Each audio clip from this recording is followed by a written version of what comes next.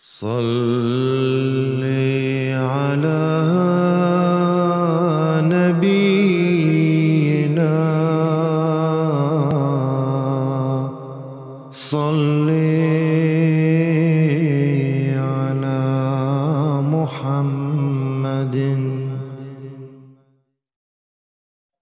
Asyhadu an la ilaha illallah wahdahu la syarikalah. Wa asyhadu anna Muhammadan abduhu wa rasuluh. Amma ba'du fa'a'udzu billahi minasyaitonir rajim. Bismillahirrahmanirrahim. Pemirsa yang dirahmati Allah Subhanahu wa taala, Assalamualaikum warahmatullahi wabarakatuh. Pada kesempatan Kultum Tafsir Al-Qur'an di episode ini, kita akan membahas tafsir dari surah Al-Kahfi ayat yang ke-51. Di dalam ayat ini Allah Subhanahu wa taala berfirman,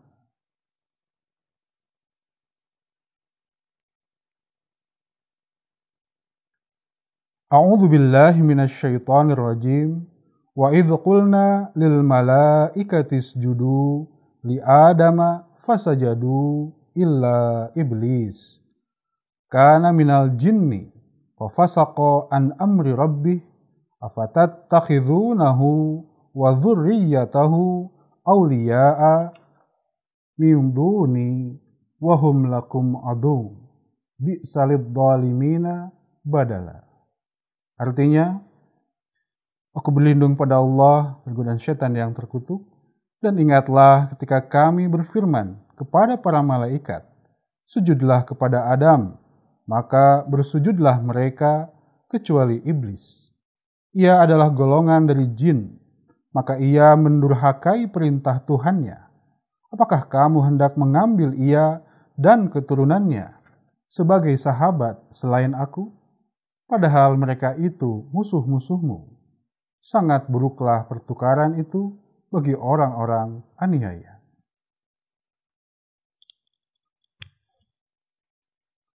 Pemirsa yang dirahmati Allah Subhanahu wa taala, dalam ayat ini ada 3 nama yang disebutkan oleh Allah Subhanahu wa taala, yaitu Adam alaihissalam, iblis, dan jin.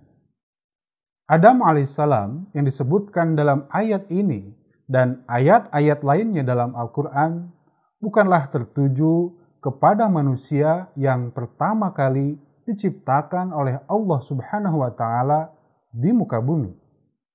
Sebelum beliau telah hidup bangsa-bangsa manusia lainnya yang hidup di dalam gua-gua. Mereka tidak berani tinggal di tempat yang terbuka karena takut kepada binatang-binatang buas dan hidup secara terpisah satu sama lain. Pada masa permulaan, hidup mereka hampir sama dengan hidupnya hewan yang lain. Mereka makan, minum, melahirkan, dan mati. Namun, setelah melalui beberapa fase kehidupan yang berjalan ratusan ribu tahun lamanya, maka berkembanglah pertumbuhan otak mereka hingga ke taraf yang lebih tinggi dari hewan. Namun sayangnya, pada tahapan tersebut, otak mereka belum dapat berpikir secara sempurna. Sebab itulah mereka masih hidup secara bebas dan belum terikat oleh suatu peraturan atau undang-undang. Seumpama seekor harimau yang menerkam, atau seekor ular yang menggigit, atau seekor lebah yang menyengat, mereka tidak dikatakan berdosa atas perilakunya, karena mereka tidaklah berakal. Demikian juga dengan jenis manusia sebelum Nabi Adam alaihissalam. Kepada mereka belum dapat diberikan satu syariat, karena pikiran dan akal mereka yang belum matang. Namun hal ini bukanlah seperti yang disebutkan dalam teori Darwin, yang mengatakan bahwa manusia berasal dari monyet. Manusia saat ini memang asalnya dari manusia juga, bukan dari monyet. Hanya manusia sebelum Nabi Adam alaihissalam memiliki cara hidup yang tidak ubahnya seperti hidupnya hewan.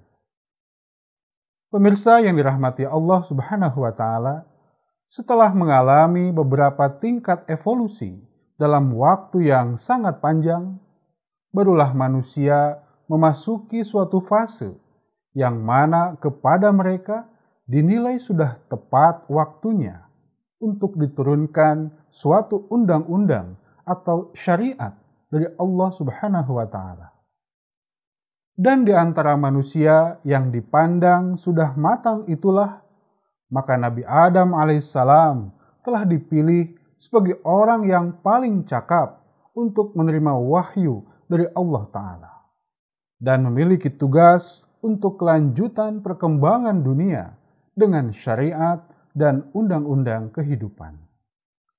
Sejak itulah mereka tidak diperbolehkan lagi hidup telanjang seperti suku-suku bangsa di dataran pedalaman di berbagai belahan dunia. Di dalam surah Toha ayat 119 hingga 120 diterangkan oleh Allah Subhanahu wa Ta'ala bahwa faedah dari hidup bermasyarakat adalah memiliki peraturan serta menjalankan pemerintahan bagi manusia adalah demi kemuliaan manusia itu sendiri. Adapun bangsa manusia yang tidak mau mengikuti pola kehidupan yang baru ini dan tidak mau bergabung dalam jamaah baru ini, merekalah yang kemudian disebut sebagai jin.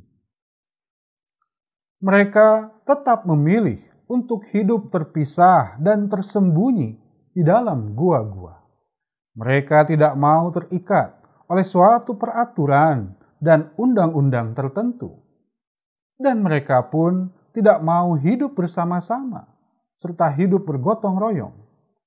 Beberapa ahli sejarah menamai mereka dengan istilah The Caveman atau manusia gua.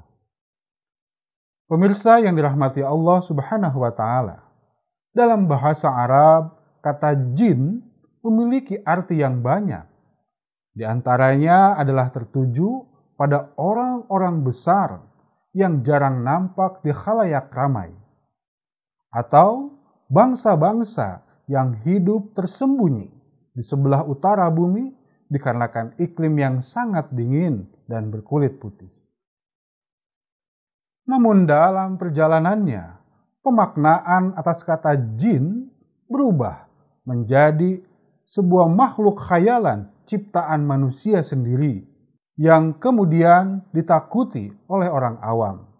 Misalnya dimaknai sebagai hantu dan lain-lain, yang faktanya wujud tersebut tidak ada. Selain jin, disebut pula iblis dalam ayat ini. Dalam bahasa Arab, kata iblis berasal dari kata ablasa. Artinya adalah makhluk yang tidak diharapkan kebaikannya, patah hati, bersedih hati, atau ablasa min rahmatillah, yang artinya putus asa dari rahmat Allah Ta'ala, atau ablasa fi amrihi, yang artinya bingung atas apa yang akan diperbuatnya, atau ablasa fulanun, yang artinya si fulan berdiam diri saja karena sangat sedih. Atas makna-makna di atas, maka menjadi jelas bahwa kata iblis tertuju kepada orang yang telah putus asa dari rahmat Tuhan, atau orang yang sangat sedikit diharapkan kebaikan dari dirinya, atau orang-orang yang kehilangan akal dan bingung atas apa yang akan dikerjakannya, atau orang yang tenggelam dalam kesedihan. Jadi, makna iblis tertuju bukan pada wujud, namun lebih kepada sifat atau berbagai kecenderungan di atas. Adapun kata syaitan berasal dari kata syaitona atau syaitan. Maksud syaitona anhu artinya ia jauh. Syaitona dar artinya rumah yang jauh. Syaitona sahibahu artinya dia menentang temannya atau membelokkan temannya dari maksud dan niatnya. Jadi kata syaitan adalah wujud yang dia sendiri jauh dari haknya dan menjauhkan orang lain dari haknya. Atau wujud yang wataknya cenderung pada kejahatan dan menentang pada kebenaran. Selain itu, syaitan pun dapat bermakna sebagai wujud yang binasa atau terbakar karena sifat dengki. Pemirsa yang dirahmati Allah Ta'ala, selain dari makna di atas, di dalam kitab-kitab logat lainnya, kata syaitan berarti adalah ruh jahat atau orang yang sombong yang melampaui batas dan juga bisa sebagai ular. Dalam kamus tertulis, syaitan adalah suatu wujud yang sudah masyhur, tetapi tiap wujud yang angkuh, yang melampaui batas pun dikatakan juga sebagai syaitan, meskipun dari jenis manusia atau dari jin atau bahkan dari hewan. Jadi teranglah orang yang jauh dari kebenaran, yang merasa panas terbakar karena dengki dan hasad atau congkak dan bertindak semau-maunya, semuanya disebut sebagai syaitan. Pemirsa yang dirahmati Allah Subhanahu wa Ta'ala, di dalam Al-Quran beberapa kali kita jumpai tentang ayat yang menyebutkan peristiwa Nabi Adam alaihissalam ini. Hal ini sejatinya memiliki tujuan yang luar biasa, yakni sebagai isyarat agar manusia taat kepada utusan yang telah Allah Subhanahu wa Ta'ala tunjuk, dan jangan sekali-kali menjadikan syaitan sebagai sahabat. Banyak ayat di dalam Al-Quran yang mengingatkan kita bahwa turunnya azab atas suatu kaum karena mengingkari seorang Rasul Allah Ta'ala, bahkan mereka berusaha untuk membunuhnya. Melalui ayat yang seperti ini, kaum muslimin dan kaum-kaum yang lainnya diberikan peringatan agar menjauhkan syaitan dari menjadi sahabat kita.